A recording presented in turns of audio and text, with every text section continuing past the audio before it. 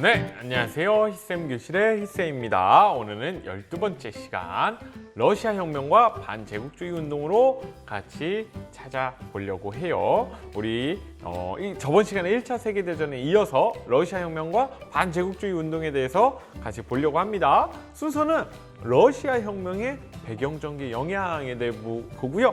각 나라, 우리나라, 중국, 인도, 동남아시아, 그리고 서아시아, 아프리카의 민족운동에 대해서 보려고 해요.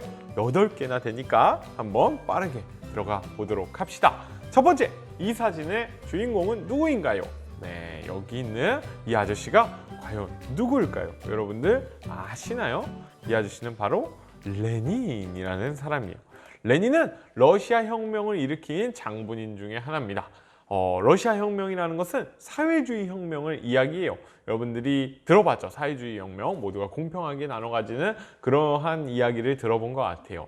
그래서 러시아가 저번 시간에 1차 세계대전에서 빠졌다라는 거 기억이 나나요? 그게 바로 이 혁명 때문입니다. 왜 이 혁명이 일어났는지를 봅시다. 19세기 러시아 상황을 보려고 해요. 1800년도에 중후반에는요, 농노제와 전제 정치가 아직도 유지되고 있었어요. 뭐 전제 정치는 그렇다 쳐요. 그 당시에 다른 나라들도 다 유지되고 있었으니까요. 하지만 농노제는요, 중세 말기 가면서 없어졌던 거거든요. 흑사병 이후에 기억나나요? 아우, 막 세계사 배우는 게 가물가물하죠. 흑사병 이후에, 그리고 십자군 전쟁 이런 거 지나면서 농노제가 없어졌어요. 그게 서유럽의 상황이었습니다. 하지만 19세기까지 러시아는 농노제가 남아 있었습니다. 그리고 알렉산드르 2세가 개혁 정치를 시도했지만 역시 실패하고요. 이 2세가 암살되면서 그 후대에 즉위한 황제는 전제 정치를 더욱 강화하게 됩니다. 그러자 개혁을 요구하는 민중의 불만이 고조되고 있었어요. 그런 와중에 1905년 우리나라는 을사조약이 체결됐던 연도죠. 러시아에서는 피해 일요일 사건이 펼쳐지게 됩니다. 피해 일요일. 막 이름만 들어도 엄청나게 뭔가 그럴 것 같죠. 맞습니다. 일요일에 많은 사람들이 죽어나가게 돼요. 러일 전쟁에서 패배로 경제적 위기를 겪습니다. 기억나나요? 을사조약 체결되기 전에 러시아와 일본이 전쟁했었죠. 여기서 러시아가 지게 됩니다. 그러면서 경제적 위기가 더 심각해져요. 일본의 배상금을 지불해야 되니까요. 그러자 노동자들이 평화적 시위를 처음에 전개를 했습니다. 정부가 이를 무력으로 진압하고요. 황제 니콜라이 2세가 개혁을 약속하게 됩니다. 그리고 1차 세계대전 참전으로 개혁이 중단되게 되죠. 이 피해 일요일 사건, 노동자의 평화 시위를 정부가 무력으로 진압하는 데 있어서 많은 사람들이 죽어나갔다라는 겁니다. 그러면서 이제 17년에 2월 혁명이 터지게 돼요. 2월 혁명이 터지게 되는데 1차 세계대전 참전으로 인한 인명피해와 경제난이 가속화되고요. 전제 정치가 계속해서 지속되게 되죠. 그러자 노동자들의 파업과 봉기, 그리고 여기에 문제는 군인들까지 동참하게 돼요. 전쟁에 나갔던 군인들이 이 파업에 동참하게 되면서 노동자 군인 중심의 소비에트라는 게 조직됩니다. 소비에트는 평의회라는 거예요. 그래서 노동자와 군인들 중심의 한 가지 모임이 만들어졌다라고 보면 돼요. 그러자 이 재정을 무너뜨리고 임시정부가 수립되게 돼요. 2월 혁명에는 임시정부가 수립되게 됩니다. 그러고 나서 얼마 안 있는 10월 달에 다시 혁명이 발생하게 됩니다. 이때 임시정부가 개혁을 부진했어요. 개혁이 너무 천천히 되고 마음에 안 들었던 거예요.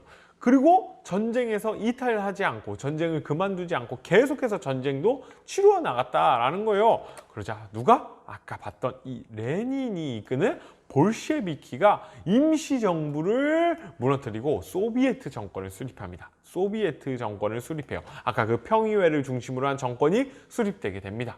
그래서 최초로 이제 소비에트 정권이 수립되게 되는 거예요. 유럽 등지의 사회운동이나 공산당 조직이 활성화되고요. 아시아의 민족운동에 영향을 주게 돼요.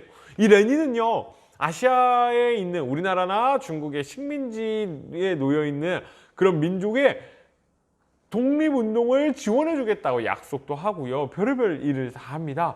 그리고 이 사회주의 혁명이 당시에 대유행이었어요. 지식인들 사이에서 와, 모두가 잘 먹고 잘 사는 이 사회가 정말로 지상 낙원이 아닐까 하는 사람들의 생각에 많이들 영향을 받았고요. 그리고 공산당이 조직되게 되는 역할도 해요. 그래서 중국에서도 그리고 우리나라 조선에서도 공산당이 조직되는 역할을 하는 게 바로 이 사회주의 혁명이었습니다. 이 러시아 혁명이 그만큼 의미가 있어요.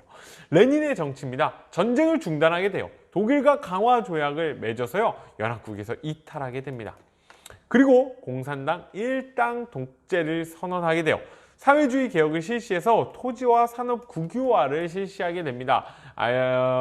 북한 할 때 기억이 나실 거예요. 북한 할 때 이 토지와 산업을 국유화해서 나라에서 관리를 하고 사람들은 여기 와서 일하고 같이 일하고요. 일한 만큼 나중에 분배를 하는 그런 건데 역시 이게 부작용이 있을 수밖에 없죠. 당연한 거예요. 내게 아니고 모두의 것이라면 책임감이 그만큼 떨어지고요. 내가 일하지 않더라도 다른 사람이 일하게 되니까요. 분배를 하는 데 있어서 당연히 능률적으로 일하지 못하고 그리고 그거에 따른 분배가 점점 적어질 수밖에 없죠. 그러면서 경제가 악화되죠. 그래서 신경제 정책이라는 것을 추진합니다. 급격한 공산화로 경제가 악화돼요. 그래서 어쩔 수 없이 자본주의 요소 일부를 도입하게 됐다라는 거예요. 그리고 코민테른이라는 국제 조직을 국제공산당, 국제사회주의 조직이라고 보시면 되고, 그리고 소비에트 사회주의 공화국 연방, 줄여서 소련. 우리 현대사 할 때도 소련 많이 나왔죠. 소련을 수립하게 됩니다. 그러면서 이 소련이 이제 국제사회에 등장하게 되고요. 레닌이 죽고 나서는 스탈린이라는 아저씨가 정권을 잡게 돼요. 그래서 공산당 독재 체제를 강화해서 반대파를 숙청하는데 어마어마하게 많은 사람들을 죽여 나갑니다. 스탈린은 공포 정치이기도 했어요. 많은 사람들을 죽여 나가면서 자기의 권력을 독재화했고요.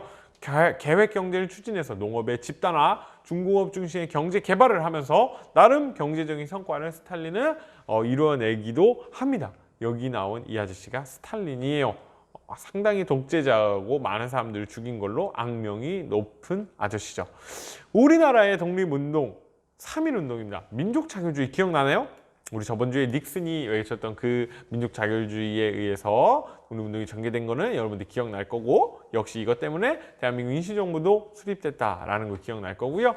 중국은요 5.4운동, 우리나라는 3.1운동이 있었다면 그 3.1운동에 영향을 받았다라고도 얘기할 수 있는 5.4운동이 중국에서도 벌어지게 돼요. 일본이 1차 세계대전을 승전하게 되면서 중국에 21개조 요구를 강요합니다. 근데 문제는 당시 중국 정부가 일부를 수용해요.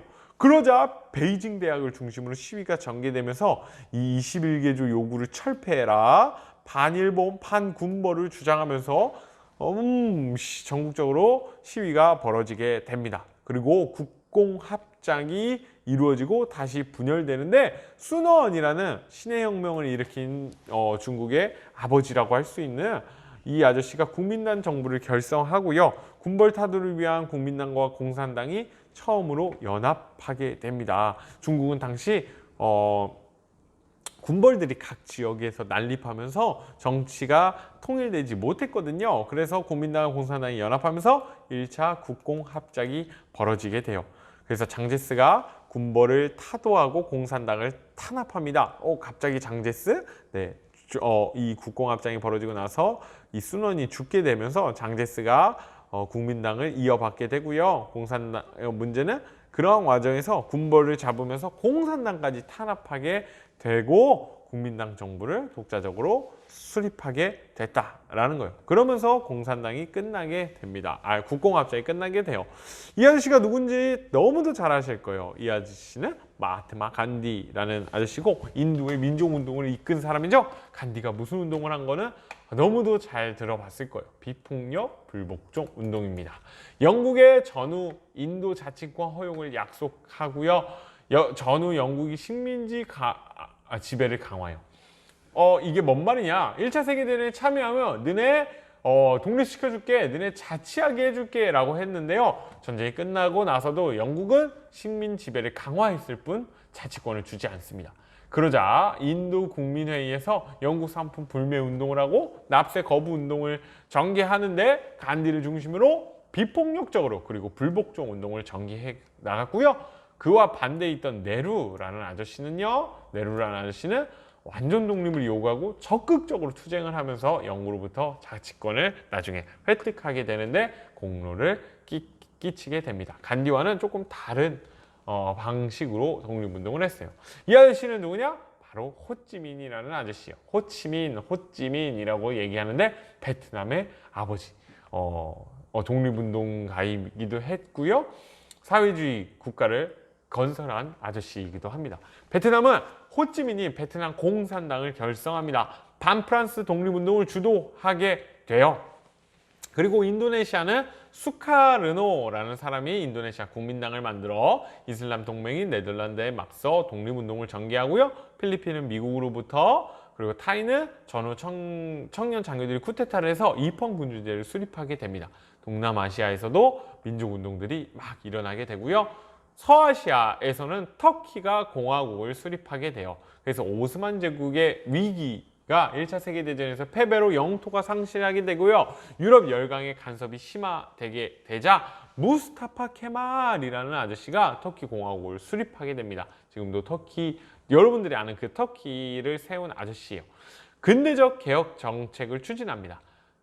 터키는요, 오스만 제국을 이은 나라죠. 투르크, 이 터키가 이슬람 국가예요. 그래서 서양과의 불평등 조약을 개정하고요. 정치와 종교를 분리했습니다. 그러니까 이 정치와 이슬람을 이게 분리하고요. 문자를 개혁하고 여성에게도 참정권을 부여하는 이슬람을 믿는 나라 중에서도 아주 혁명적인, 아주 획기적인 개혁들을 추진해 나갑니다. 그리고 이라크와 사우디아라비아가 성립하면서 영국과 오스만 제국의 간섭에서 벗어나게 되고요. 이집트가 독립하면서 와프당을 중심으로 반영 운동을 전개하고 영국이 스에즈 운하 관리권과 군대 주구권을 유지하는 조건으로 이집트의 독립을 인정합니다. 스에즈 운하는 여러분들이 지도에서 꼭 찾아보면 좋을 것 같아요. 엄청나게 유명한, 그리고 중요한 운하기 때문이죠. 그리고 범아프리카 운동으로 아프리카 지식인 중심의 민족 운동들이 전개되어 갔다라는 게 오늘 많은 내용들 중에 간단하게 선생님이 이야기를 했어요. 그래서 2차 세계대전 전에 우리가 러시아 혁명과 그리고 세계 각지에 일어났던 민족 운동에 대해서 같이 봤는데요. 다음 시간에는 우리 2차 세계대전에 대해서 본격적으로 보려고 하니까요. 기대하시고 보시면 좋을 것 같습니다. 러시아 혁명이라는 건 소련의 사회주의 혁명이고 이거는 정말로 세계에 막강한 영향을 미친 중요한 사건이니까요. 꼭 기억하시면 좋을 것 같아요. 그러면 다음 시간에 만납시다. 안녕.